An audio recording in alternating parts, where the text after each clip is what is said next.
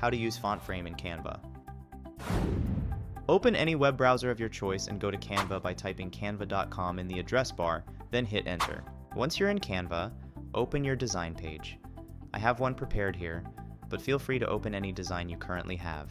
Now, we need an image to work with. Head over to the left side menu, click on Elements, and choose an image by dragging it onto your design page.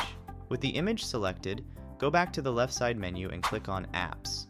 In the search bar, type Font Frame to find the tool.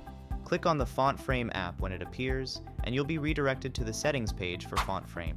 Now in the Add Text section, type in the words or phrases you want to use. In the Choose Image section, hit the Use Selected Image button. Watch as your image beautifully integrates into the text. Another great feature is the ability to pick any font you desire to complement your design. Under Frame Border, you can start by adjusting the border weight to give it the perfect outline effect. Now let's move to the spacing section. Here you can adjust both letter spacing and line spacing to your liking. If you want to refine which part of the image to use, go to Image Zooming and adjust it to focus on your preferred area.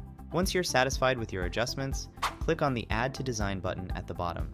Now, the transform text design is on your canvas.